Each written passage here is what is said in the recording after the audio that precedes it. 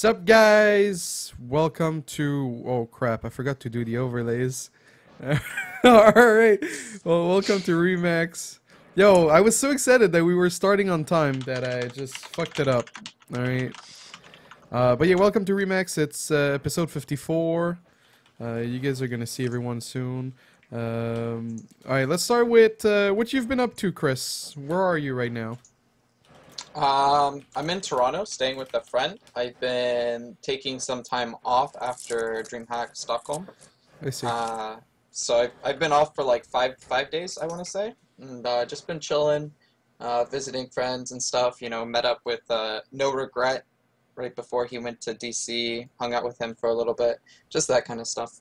Cool. Yeah, No Regret is going to the Storm Team House, right? Yep. Yeah, he's there now. Why aren't you there, Intense? Aren't you on Storm? Yeah, but I'm going to college right now, so I can't. Oh. Soon though, I'll go somewhere, maybe. Oh. All right. What about you, Sometime. Moro? What have you been up to? I have I've actually started playing a bit of Protoss. I've actually played a lot of Protoss, almost up to 300 games now. So I've been doing that for like the past week or something, a little bit before DreamHack even. Oh yeah, and there's DreamHack that I played. Yeah, how did I guys go for you? How did I go for you guys? Like, did you guys meet each other? By the way, did you give yourself a Remax bro hug? No. We said hi. I think it was like, hey, and that was it. Was it that bad? Just busy playing, Yeah, I it guess. was pretty awkward. No. Yeah.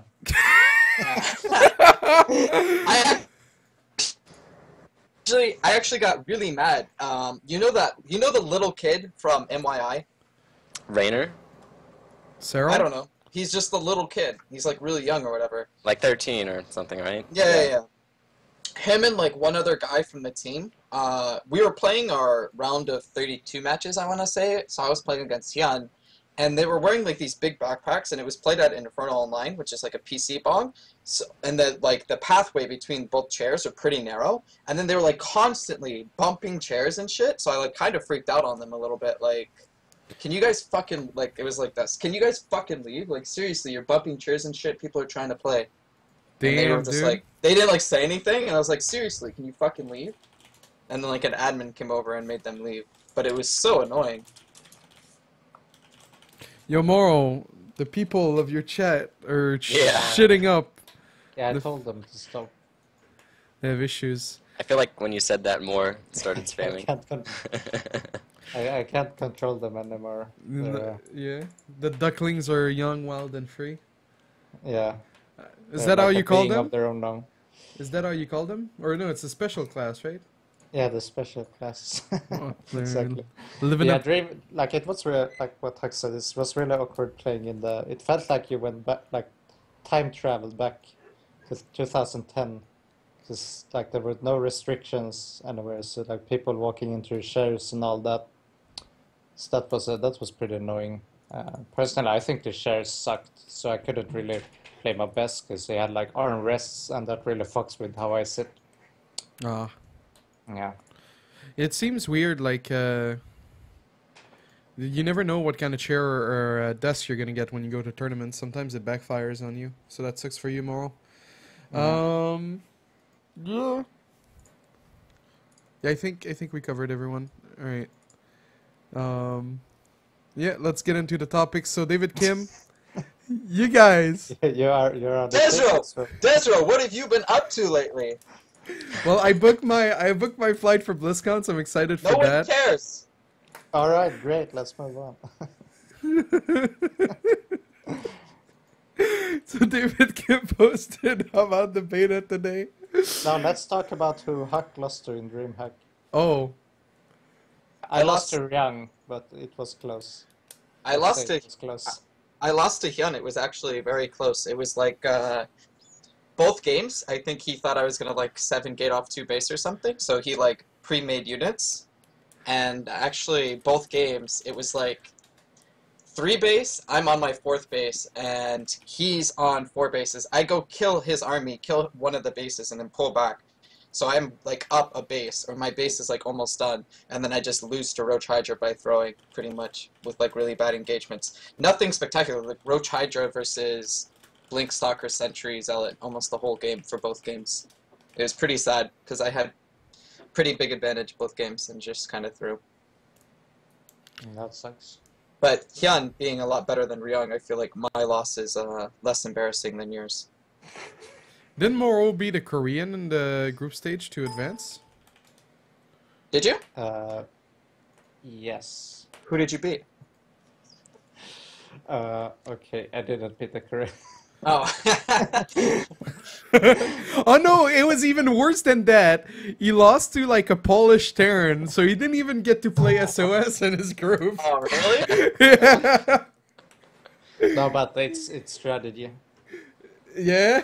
Hey, he Yeah, advanced. it actually is strategy, but okay. Can you Because you know you're gonna play him twice, because SOS is gonna get first, so you kind of just fail him out in the first series. And then the okay. second series you give it all. Oh, so you went Yeah, full. like, I almost lost in the first group stage. It was really hard. Like I played against Basior, which is like pretty good turn versus turn player. Yes. By activity is shit, so and I've been playing all Legacy, so I see. yeah. All right. Well, that concludes the pre-show. Moving on to the community feedback update, October 21 by David Kim.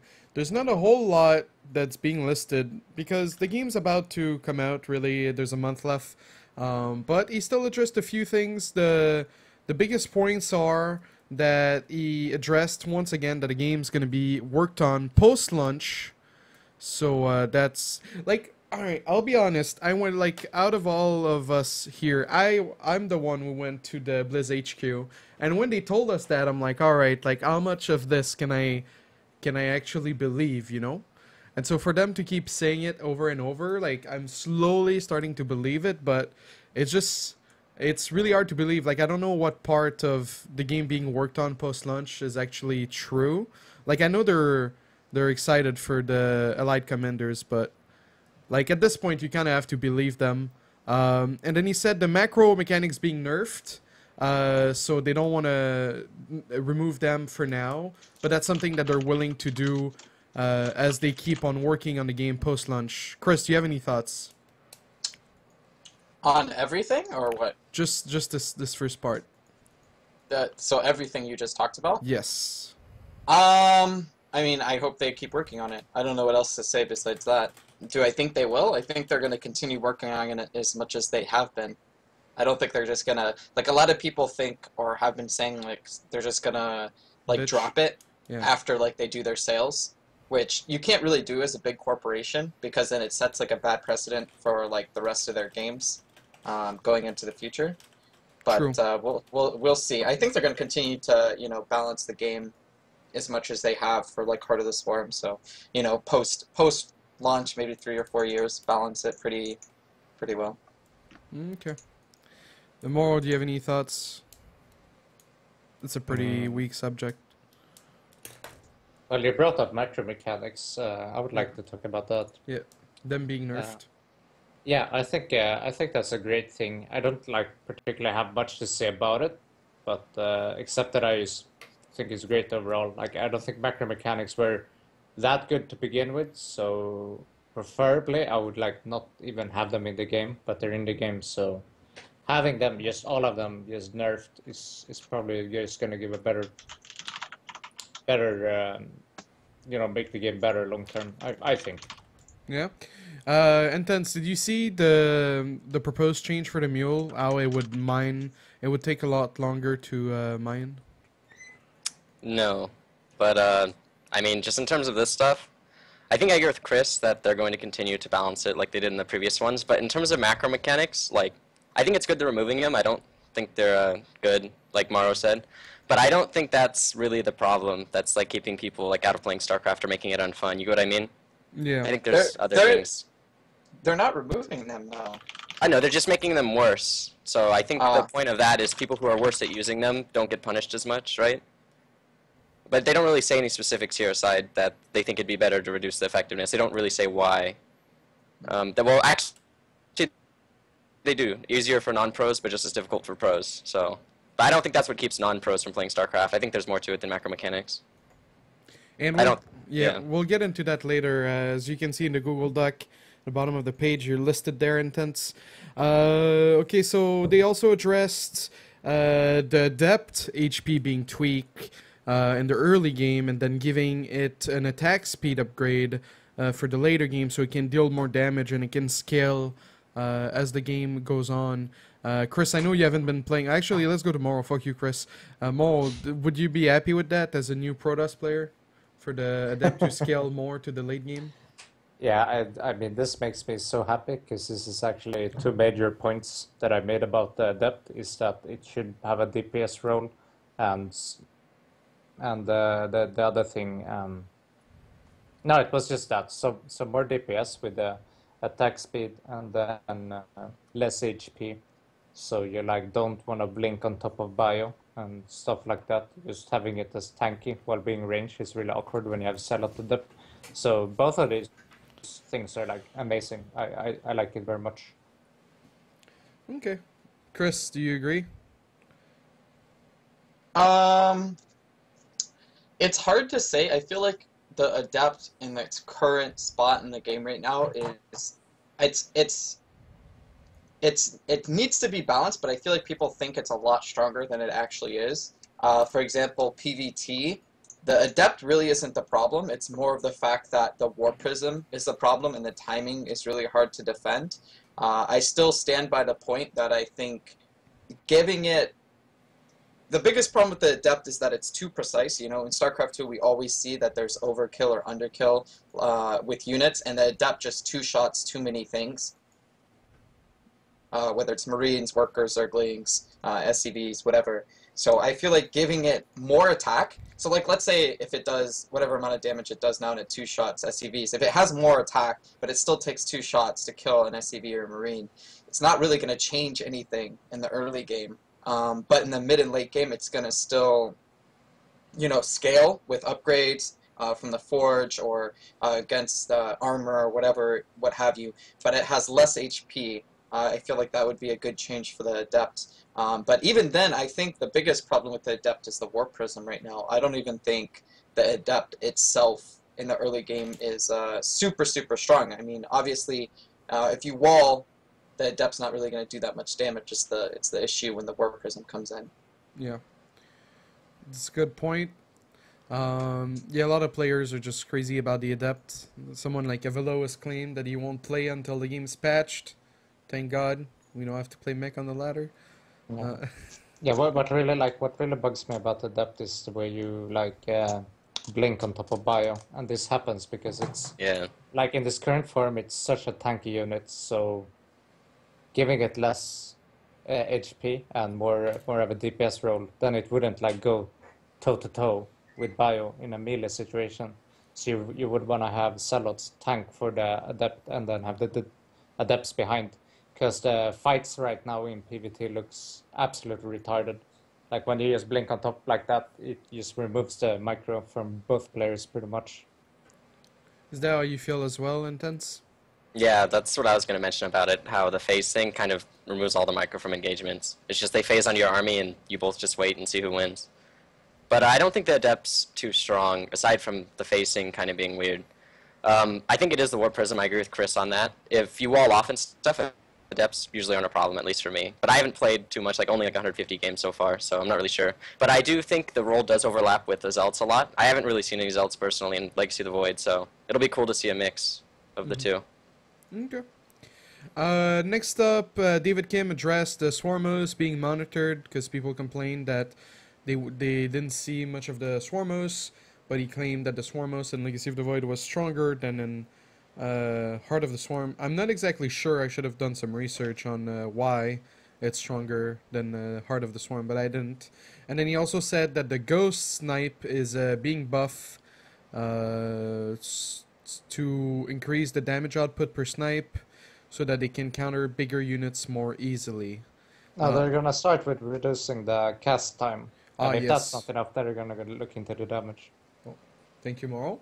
So you think that's good? Yeah, I think that's good. I mean, I don't really care what they do with the snipe ability. It's just Well, the like dinosaurs have it's always been just a struggle, right? yeah, it has been, but like the abilities is completely useless right now. So anything they do to buff it is a good change. But personally, like I still miss the old snipe. Like my dream snipe would be the QXC snipe that has been suggested for years, where it's like decent against all kinds of units, and you can still use it like against High Templars Wait, um, what's the and stuff QXC like that. snipe? So I would like the snipe to be kind of useful, like against a lot of things, and not just be something you just use against one unit in the game, like the Ultralis. By the way, Atrid SC2 in chat said the Legacy of the Void Swarmos cost 100 gas compared to the Heart of the Swarmos, which cost 200 gas. But yeah, what's the QXC snipe, Mo? But I can't remember what the exact numbers that he suggested. I can't think like on top of my head right now. But I think like he thought it through that you wouldn't like use mass snipe to kill everything in the game, but still you could use snipe to kill off like High Templars, and you could still use it like decently against other units and so on. Yeah, Okay. maybe I should have searched up for that, but basically I think they should go on the Heart of the Swarm snipe and just tweak that. All right.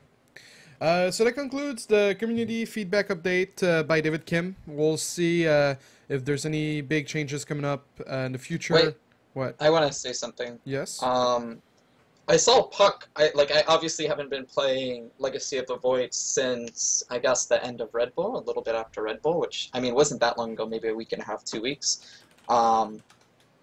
But Puck tweeted yesterday like the highest ranked Terran right now in ladder is a 4 in Terran. I don't even know who it is, or even what the top 16 to whatever 50 GM is on Legacy of the Void. But a very important fact when it comes to balancing the game right now is that the best players aren't playing, and that's a huge difference in like not even game design, but game style, like micro mechanics, everything. You know, all the best Pro League players, all the best GSL players, all BlizzCon participants, they're still playing Heart of the Swarm and only strictly playing that. And I think that's a very relevant fact because we're not seeing the game being played at the highest level yet. Where I feel like if someone like Hero was playing the game, or someone like Maru, the better Maru, some people say, or Some Life, or whoever, if these players were playing it, we would for sure see at least new strategies, different timings, those kind of things, and I think that's a very important fact before everybody gets like too mad about balance right now. Yeah, I agree. Polt yeah, has been. looking like where people are in the ladder is not a good way to look at balance, because so many people, including myself, are just like screwing around to have fun. Like we're building the units that we just want to toy around with, even if we don't necessarily think they're the best, and so on. So I don't think that's much to go about. Like it changes from day to day who's on top of the ladder and who's not. Yeah. Well, Polt has been playing a lot of Legacy, but he hasn't been making any Liberators for whatever reason, and it's just silly a little bit. But yeah, let's talk a little bit about the meta and everything. But the first topic that we're gonna jump into will be Moro switching to Protoss. Is there any hope for the Terran Ducklings out there? Well, I'm not switching to Protoss. I'm just having fun right now. The thing is, like Terran, it's very similar against Zerg, and kind of similar against Terran. Like bio tank, at least that's how the meta was when I was playing. Except the tanks are flying. Of course, this has a lot of implications, but still, it's not like super new to me. And then versus Zerg, it's like you want to play bio because mech just gets shit on by the Viper bomb and Ravagers, so you end up playing bio, and it's NA server, so you can't like really split your bio. So it's just not very fun playing Terran right now. And I guess Protoss, you just get shit on by Adeptalins, so that's kind of why I'm playing Protoss. And I actually found out that Protoss is a lot more fun than I thought it would be. Like everything about Protoss is so cool right now, in my opinion. Yeah. I really like how it plays out. Does it make you feel a little bit more humble? You know, like when you're Terran and you think like, ah, this fucking Protosol is bullshit, it's so easy. And then when you're trying to bullshit someone, do you find it as easy as you thought it was? Or it's harder than you thought it was? No, it's pretty fucking easy killing someone with the War Prism all in.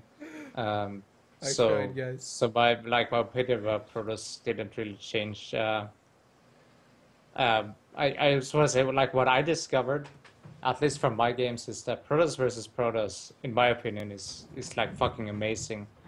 I think it's gonna be much better than Hardwood Swarm, just because like if you add disruptors into the mix, you have like so much more micro potential, and then when the photon overcharge works the way it does now, you can like open up like SimCity is so much more complicated. You're thinking about all your first pylons, where you put them and so on. Yeah. So it's like very very complicated. So it was pretty eye-opening in that way to kind of find out about Pro SimCity and especially about PvP. But I'm sure it will change in the future. For the better or for the worse? Oh no, some things will change in the future. For example, like the meta game. Like we're massing disruptors right now in PvP, but soon enough, I think somebody's gonna figure out a way to get to carriers safely, and carriers just shit on everything in PvP. Then you have to And deal with stuff like Phoenix versus Phoenix. No, I just circumvented that by not playing Phoenix myself. But yeah, it's quite cancerous that you don't have like a counter to Phoenix on the ground, and that's another thing that pisses me off when I've been playing Protoss. Like Mutalisk are a fucking bitch, man. Holy shit! Like there's no way you can kill Mutalisk. Like the only unit you can kill Mutalisk with is Phoenix. Yes. So whenever you see Mutas, you have to get to Phoenixes, and it's so fucking dumb to only have like one unit in the game that does that. So they're thinking about Hardwood Swarm. We didn't really get to see this because everybody was just building Blink Stalkers, but Blink Stalkers could kind of do a good job against everything because you had force fields also, so you could like put up a good fight against the ground army of Zerg. But now you need to put in gas in like disruptors, in immortals, like you need this tech stuff to fight against the Zerg ground army, and then suddenly if mutas show up, like you don't have like 50 stalkers like you used to. So that's a bitch right now. And also it's NA server, so even when I do have my Phoenixes, like I can't micro against the Mutalics. So that's really cancerous to play against right now. Oh, that sounds great. I love this this side of you, Moro. Yeah, Chris. So, Chris, you haven't played at all, right? Since Red Bull. Yeah, but I mean, before that I probably played more than anybody else. Yeah. Yeah. Yeah. I mean, we won fucking Red Bull. We practiced a lot. Yeah. Hey, by the way, we didn't do a show after you won Red Bull. How did that feel to be champion again? Felt okay, I guess. Felt nice. Was it awkward to lift the trophy with someone else? No, not at all. Me and MC get along pretty well. It was. I could tell a story. You want to hear a story? Yes. Story time? Yes. Talk story time. All right. Good.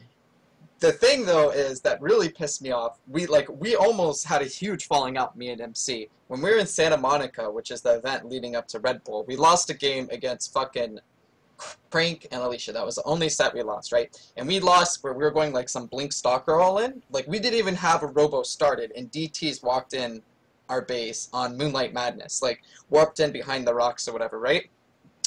So MC fucking blames me. He's like, your fault. And I'm like, what do you mean my fault? And he's like, your fault, we lose this game. And I'm the macro player in that game, right?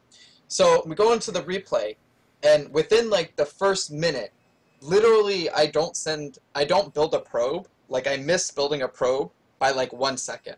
Like literally I forgot to click E, so continuously one probe is not building for 1 second, and he blamed me for that loss. Like legit, he's fucking dead serious. It's like, look, he like pauses the replay, clicks on the Nexus. This is like the first 10 workers, alright? Or whatever, 15 workers. And he's like, look, worker, not building. And I'm like, for like a second. And he's like, yes, we lose game because of this. I'm like, DT's walked into our base. We didn't even have a robo fucking started. How does that correlate with this one worker? And he's like, mistake. And I'm like, God damn it, MC. Like, and this is serious. Like, I'm smiling about it now, but this was serious shit. And then going into, we never talked about it, but going into DC, I was afraid, like, if we lose one game, it's going to be the same thing, and it's just going to kind of, like, spiral out of control. So our first game we play against MMA and Bomber, right? And he has some build he wants to do. It's like Proxy, Stargate, Void Ray, and then you attack with, like, Stalkers in the Mothership, right? And I'm like, all right, I'll be, you know, I'll do this, you do that, we'll be cool. He's like, all right, so we start the game, and they do, like, a Proxy Widowmine build or whatever, right? Literally, all I'm doing is focusing, like, on the macro mechanics. So, you know, he starts building the units and controlling them, and then I'm back home macroing, and then I'm like, oh, Widowmine's in our base, right? And I lose one probe to the Widowmine, right? Like, nothing you can do. It's, like, literally in our mineral line, all I have are probes to defend against it. And this continuously happens. They get, like, a second Widowmine, a third Widowmine in our fucking mineral line, and I'm losing one probe every time, like, doing the best job that I can. And then after the game ends, he's like, your fault. And I go, how the fuck is it my fault, MC? And he goes, look, and he's like really frustrated. He goes, they won SCV. How we lose? And I'm like, I don't know, let's go into the replay. So we go in the fucking replay, right? He's got a Mothership core, he's got a Void Ray, he's got a Stalker. He gets the Stalker surrounded by fucking SCVs. He loses the Mothership to like 3 Marines. The Void Ray kills like nothing, right?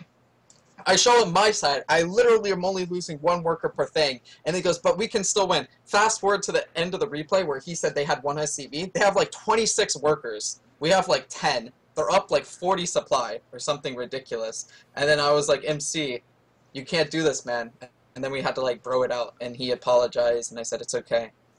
We can work through this. And that was it. But Archon mode, man, it's like a fucking very stressful thing. Because I feel like me and MC are like pretty good friends. And we're both jokey and easygoing, but yeah, but the ego going into the future, if there was like Archon mode tournaments, I would pick my partner based on like personality and like how well we get along and discuss and work through problems compared to like just raw skill. Because it was fucking stressful. Yeah, that sounds stressful. Well, thank you for sharing. That was fun. But story. Shut up, Mo. All right. So we covered why Mo switched to Protoss. Maybe do you have any timetables of like going back to Terran? Like, you want an EU server or what? Yeah, I don't know, man. We'll see. I'm just kind of. You're just like day to day, just like your potato. Yeah, like I don't have a plan. So I just think like playing Terran right now doesn't really help me. Okay. Hey, can you show the potato, please? Chris needs to see it. Chris, you need to see this. Okay. Like, okay, fine. It looks like does it smell? It doesn't. No, it doesn't smell. Thank God for that. Alright. It's so fucking ugly. It looks rotten. It's truly disgusting. It looks. Maybe it's a bit dark. I'm not gonna touch it and move it. I thought it was a rock at first. Yeah, there it is. I hope it gets like moldy, and then you like end up in the hospital or something. And then it'll be like, why is Mario going to the vet? Oh, he's in the hospital. Why? He's got some like weird mold disease. The potato's killing him. Yeah, and then you're in the hospital, and you're like, oh, I'll just watch some Twitch. And then you check your stream, the potato's streaming while you're in the hospital. And it's just the potato sitting there staring at the camera. All right, let's talk a little bit about the meta. Intense, have you been playing a lot of macro games versus Protoss? Yeah, actually. Yeah. I think the Adept Warp Prism thing kind of bottlenecks you into opening defensively all the time, but in a macro game, I think it favors Terran for the most part. Although, it's hard to say because I don't know if I'm playing against good players. You get what I mean? But if it tends to go into the late game with the Siege Tank Medivacs, you can like constantly kite Protoss and get free damage, and then they just have to like rush into you with the Adept Shades. And you could trade really well. The only times I really lose are when they get up to like the Death Ball with like Carriers and Storm, but like Colossi and everything seem to lose to the Siege Tanks. It just Sky Toss with Storm is the one thing that I can't beat. What about Liberators? Do you make a lot of them? No, I think siege tanks and medevacs are better, personally. Those things are, like, crazy. Interesting. What about you, Mole? Which style do you hate most, the Liberator or the tank, bio tank style? Oh, well, I don't play too many macro games against. So my games basically go, I build a warp prism, I build gateways, I fly to their base, warping adepts, and then I win the game.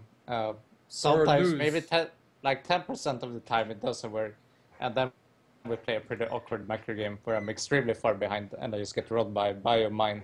Like they haven't bothered much at all to be like liberators or. I have never played against flying. That siege game tanks, so- versus the Muslim on Moonlight Madness, you did pretty well for a shitty macro game. You were so far behind, and then remember that game? No, I think I was actually ahead. Oh yeah. You killed a lot. My bad. So he made a CC in his own main base, Yeah. and he made 3 bunkers in his main base spread across. And this is all without scouting me. So he was completely blind countering me to his best ability. Fly by warp prism. Apparently, behind this mineral line is like the sweet spot between all the bunkers. So I decided to sit there, and then I just warp in a shitload of adepts, and I just find myself getting ahead a lot.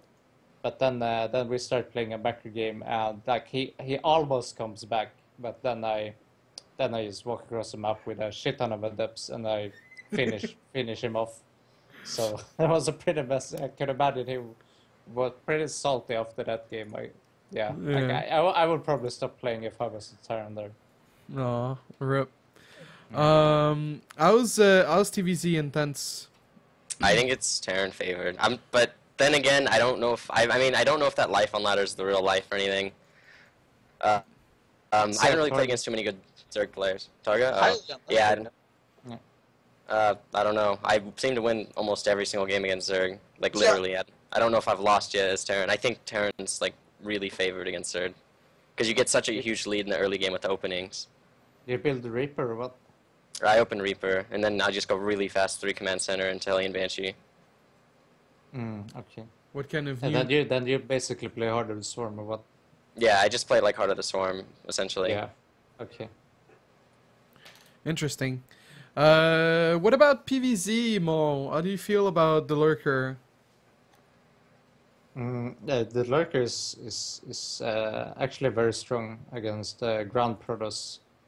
So if you set up a few Lurkers and you have like a Spark Roller, it's actually extremely hard. Like you can't just aim move through that, which we would, of course, like to do.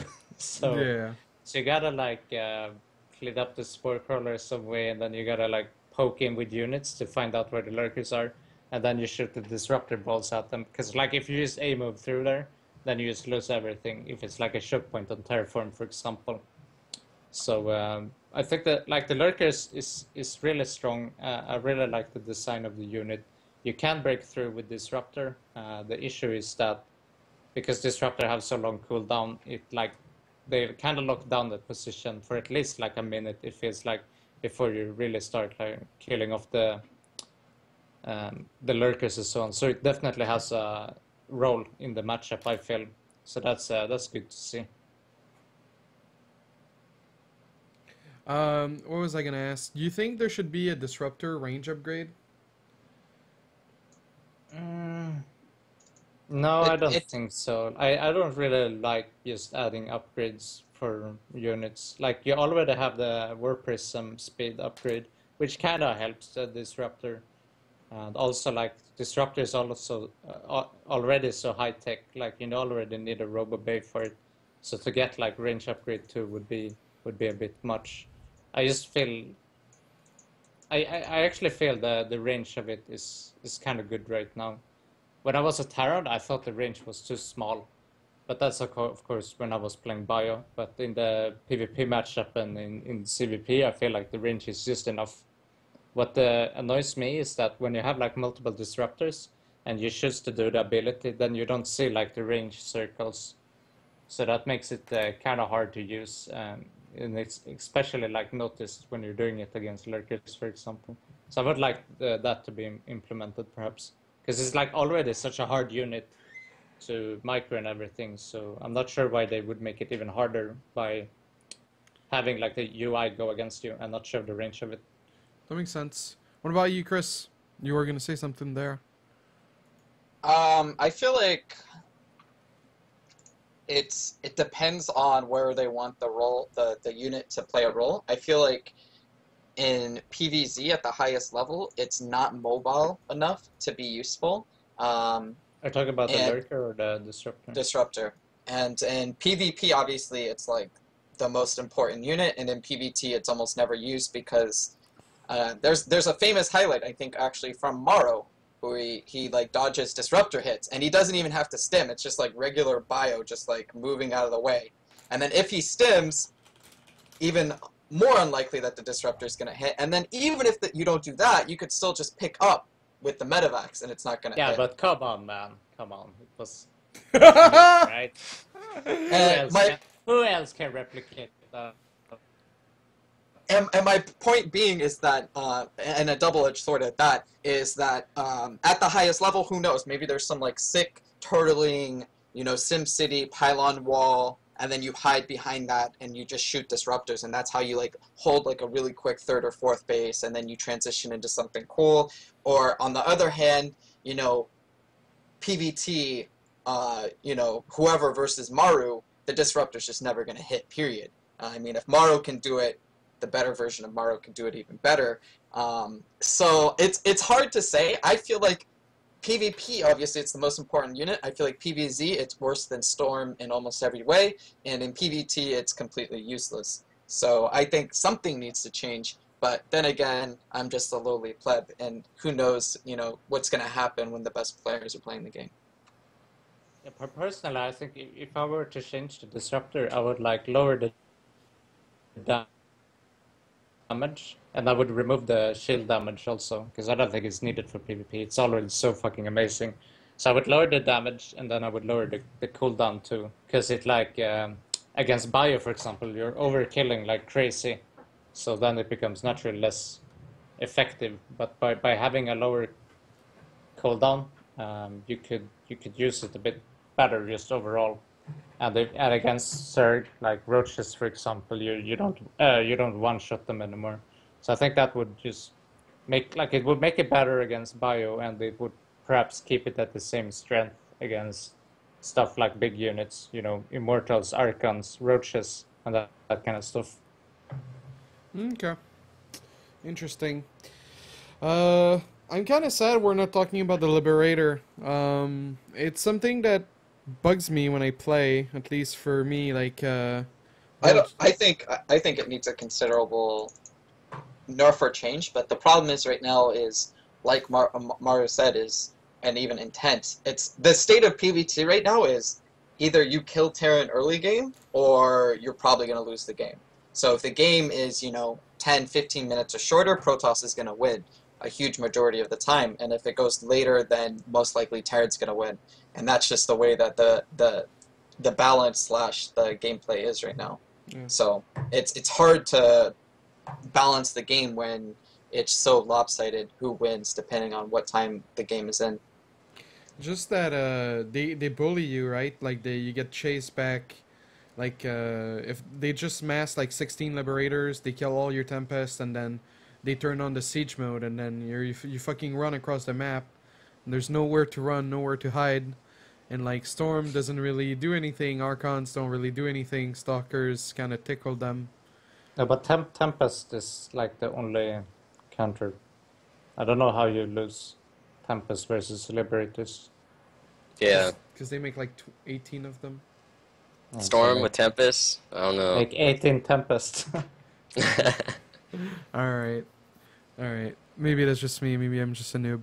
Alright. True joins Psystorm. That's a pretty sad news. I mean, an NA team expanding their roster is great. An NA team picking up a Korean. That's going to be in WCS. Not so much. Is this a foreshadowing of WCS staying the same as this year, with 5 Koreans being in WCS NA? Chris? Well, I think it's pretty obvious that we're not going to see a complete region lock next year as far as like citizenship required to participate.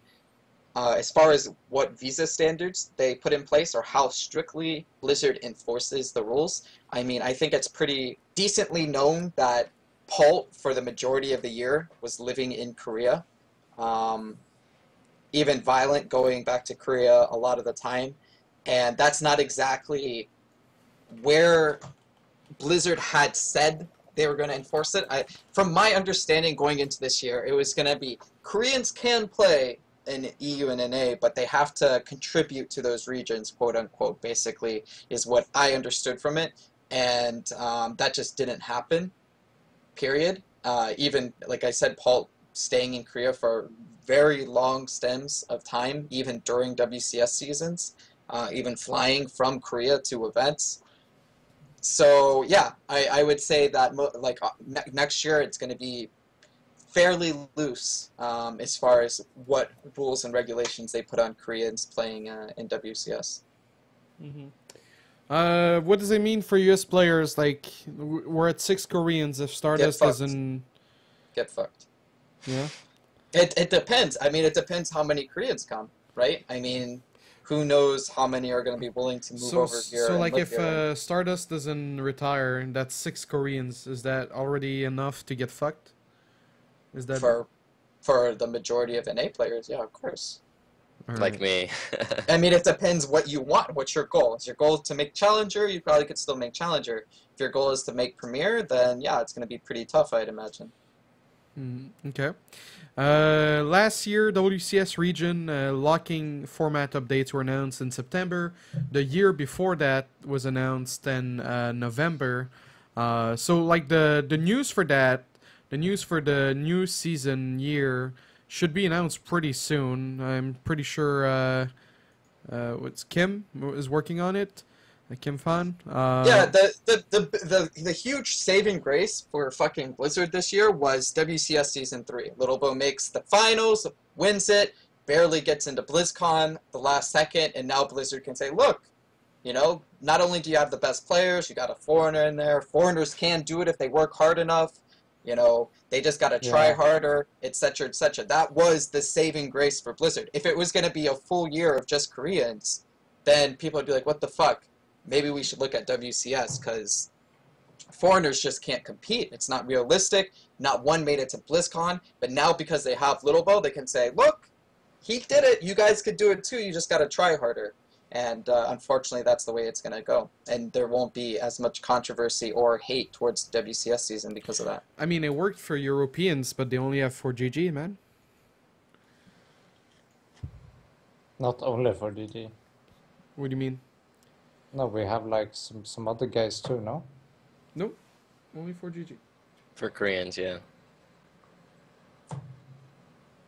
You guys have it wide open. 14 No, but slots. that's like Challenger League. Yeah, I know, but still, like. So does Premier League starts like we're the same. Well, no, you guys have 4GG and Challenger. It's like you guys have like. Yeah, but we're talking about Premier League. Yeah, that's true. League. That's true. Yeah. But yeah, I don't know. I mean, you guys know my opinion on this. Like, I think they should go hard on with the region lock much more, so that then they have, you know, hearing that, you know, Paul, you know, he was supposed to be the one who's like living in NA, you know, studying there, so he's like an actual American, you know, and just finding out that he's not, it's you know, pretty depressing, and yeah, it's just. And with Lilba winning all that, it was exciting, but now when we're gonna look back at it, and Blizzard, like Huck says, is just to say, all right, it's fine, everything's fine, but I don't actually think so. I mean, just take DreamHack Stockholm as an example. Like, nobody give a fuck about that tournament because all the foreigners just get shit on, and then nobody watched the tournament. And like we had the champion, you know, Solar, coming out winning the tournament. And then I look at the comment section next day on Reddit, like there's 10 fucking comments about Solar being a DreamHack champion. Like, how sad isn't that? Yeah. That's all a bit depressing. What's your thoughts, Intense? I think the foreign fans need players to relate to. I agree with that. In terms of Koreans coming to North America to take Challenger League slots and stuff, it's really tough for up-and-comers like me, because those are the slots I would go to people like me or Jon Snow or Bells or players like that that are like on the verge of being like WCS, maybe even making Premier like Neeb did. But I don't think it's going to change. I think Huck made a good point. A foreigner made it to BlizzCon, so they're going to be like, oh, it's possible. And they'll probably try much of the same thing for this next year. I think True's going to stay in the U.S. longer than the other players did. I'm not sure, though. I don't know how much Psystorm's going to fly him around. Probably a lot, though, because he's a good player. So we'll see. Yeah. So I think this is like the age-old argument that we always have on the show as far as right now, to be a pro gamer, it's like you gotta weigh that versus, you know, for example, going to school, working a job, you know, progressing your future in any way. And right now, as a foreign player, it's just not viable, especially for North American players, because we don't have as many programs in place where you can just take, you know, a year or two off and then go back to school, like a lot of Europeans for relatively, you know, not that much money. Where in North America, you miss your opportunity, you miss scholarship grants, whether you take out loans or whatever, it's just a lot harder to do that. And right now, there's just nothing to play for. No one's going to fly to DreamHack from NA to compete and not even place top 8. Top 8, you get fucking 1K. Literally $1,000, and you probably have to beat 2 or 3 Koreans. And this isn't like, no offense to, you know, the Koreans I named. It's not like Apocalypse or Gamshar. You know, this is like you got to beat Hyun, who I played in like I think the round of 32. So I would literally have to beat Hyun and then still in like SOS the next round, and then you make $1,000, which is the bare minimal. And that's not even counting like you're gonna have to go through 3 or 4 more Koreans to be the champion, and that's, you know, every single fucking tournament. Every single one, including WCS, and I just feel like it's very stupid because as it stands right now, it just kills the forward scene because foreign players have nothing to play for because the deficit in skill and infrastructure is way too high, and no one's gonna, you know, make a bad bet and say, you know what, I'm gonna try to go pro and not live in a pro gaming house, stay in North America, play ladder with horrible ping, or play versus considerably worse players, and still not have the strategic depth of staying in a team house, and hopefully I can beat these players. Like, that's just a horrible bet. No one's going to do that. Or if you do, good fucking luck. Well, so it's really stupid. I think it was you that brought it up a few episodes ago, like, we should have the 4GG rule for NA and just keep Polt and Violet and just send the rest back. Like... The way you would that, just ship them back on over to Korea. Like, if you want to play WCS, yeah, no, I think that'd be good. You have to live in the region, right? That's all they have to do. Like, if you want to play WCS, you have to, like, live there. And that's it. Yeah, but who doesn't want to live in the greatest country on earth? America. Like, you have fucking McDonald's, man. You have, like, burgers. They have it everywhere, though. Yeah, no. It wasn't as good in Canada, though. Yeah, but you get my point. Like, it's not that hard to live in a team house. Like, even Violet, Stardust, and Polt, they have it easy. They all live together. They don't even have to speak English half the time. But so yeah, the 4GG rule could be a solution. Build a wall like Trump could be. No, I'm just kidding. What was I gonna say? Fuck. Oh, the direction of DreamHack. DreamHack Winter qualifiers. Only 4 slots for Koreans. The rest is to Europeans. NA has 2 slots. We'll cry for a long time about that one, but it's a start, right? Only 4 Koreans at DreamHack. Huck, if you make it to DreamHack Winter, how big is your donger going to be raised to win that sweet money? I was making a great tweet. Sorry, can you repeat the question? Everybody go check Twitter. I saw Maro already. As soon as I said it, Maro just went to Twitter. Go ahead. What was your question, Desra? So the direction of DreamHack by making DreamHack Winter qualifiers only and only leaving 4 slots for Koreans, does that excite you? Yeah, that would make it a lot better. I think it's a step in the right direction at least, because you're at least giving hope to players. You know, like if I know I'm going to DreamHack, I'm all of a sudden going to be more motivated to play, because even if Koreans place top 3 out of 4, it's like maybe I'll actually make some fucking money, because right now it's like, should I go to DreamHack? And then I'm like sitting there and I'm thinking, how much do I miss Hey Pro? Like, do I actually want to take like a 12, 13 hour flight just to visit Hey Pro? And I think, you know what? It's worth it. So I go.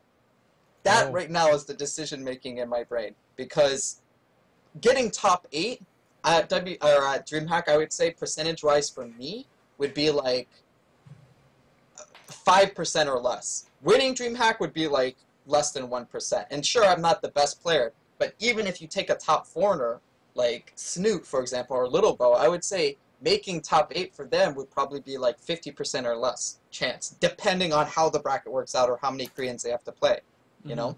Yeah. So, and that's, you know, the bare minimum where you actually make any money at all. Yeah. And then as far as winning DreamHack, even them, it's very, very low. Yeah, but I think the really coolest thing is that DreamHack realized that there's a lot of potential in foreigner versus foreigner, and so by limiting the amount of Koreans, a little bit like what WCS does, they're hoping for really exciting tournament and matches. And so once Legacy of the Void ships in November 11 or 10, and then we have DreamHack Winter 3 weeks later, we're gonna get some really hyped and exciting tournament, right? And these qualifiers, are they all like online? Yeah, they're online. They're gonna start in like 2 weeks. Okay, so there's like 10 Europeans, 2 Americans, and 4 Koreans. There's more than 10 Europeans, I think. You guys have like all sorts of different qualifiers for different regions. I think like, it's 16 For the total. Legacy of the Void, it's fucking ridiculous. Yeah, 16 Is that EU. what they're talking? Yeah. 16 EU, 2 for NA. No, Yeah. 10 Yeah, but slots. how if you does like that add up? How many players are going to be at the tournament? 24. 24. Oh, 24? Oh. that's 4 Dude. Korean invites, 1 NA invite, or 1 foreigner invite, sorry. Which will probably go to Little Bo, I would imagine. And then you have 16 and then 2. And then, I don't know, there's like a C? 1 C, maybe? I Yeah, think. but you have to pay your way, so that's why they weren't sure if any But there are players- NA teams that have money, like Psystorm, for example, or Bale's team, Flipside, have money. EG obviously has money. Complexity, QXC. But are there like random regions like Mexico or whatever? No. No, 2 for everything on this side of the world. All of America's, yeah. Okay. America. No, Okay, that's too little in my opinion. Yeah. 2 to 6, like, But do they Europeans are pay? better Do they than- pay the trips? No, they don't. Okay. Okay. Oh, 'cause they that don't even would have pay been a good trips? excuse No. to give more. Yeah, that would have been like, oh, we don't want to pay for expensive flights, but even that doesn't Yeah, make exactly. Like that's an excuse at least. Yeah, 2 is, in my opinion, too little. But are you excited more? Are you gonna try your best? Yeah, I'm fucking excited. Like I thought it was like gonna be like divided, like maybe a 16-player tournament, and then like Europe gets a few, and then Yeah, so- spread across. So let me say it: 2 NA, 1 Oceanic, 6 Western Europe, 4 Northern Europe, 4 Eastern Europe, 2 Southern Europe, 1 Western wildcard, 4 Korean wildcard, and yeah, that's your 24 players there. $50,000, $20,000 to the first place, and top 12 gets paid. So if you place 12, you get $1,200. I think it's really retarded to give wild cards. Like Koreans only get wild cards. I think that's so fucking unfair. But in a new would you game like rather this. like have fan favorite Koreans or like the best Korean that's gonna play the qualifier and fuck you in No, the ass? No, it would. I would like I got fucked this way when Wings of Liberty came out. So I was like one of the fucking best players, but I didn't get invited to all these kind of different tournaments. And then like I barely got in on the skin of my teeth because Brattok actually cancelled. So Oh, this for was like IEM Gamescom? invites or whatever, exactly to Gamescom. So I've been in this situation like when a new game comes out, you're supposed to have like a fair chance to everybody because the wild cards, let's say it's like Innovation, for example. Maybe he's shit at Legacy of the Void and some other Koreans are better than him. And I think that's only fair that you don't have like a bunch of wild cards in such a competitive tournament like DreamHack if they actually want to, expose themselves to be like the you know, the tournament where all the best players are, then, well, they should have qualifiers for the best players and not just wildcards. I could imagine a lot of Koreans are really upset about that, not having qualifiers. Yeah, yeah. If I were in their shoes, at least they could have done half and half. But then again, taking care of Korean qualifier might be too complicated for them. But yeah, qualifiers are coming up. They haven't announced the date publicly, but I know October 17. There's gonna be one of the qualifiers. I don't know which one. So it's gonna start soon, and it's probably gonna be announced next week. So get on that beta hype, guys, if you want to go to DreamHack and get a share of that $50,000. And yeah, that concludes True joining Psystorm, Psystorm opening a house. No regret going to the US. Psystorm just opening the floodgates of their multiple bank accounts. All right, last topic.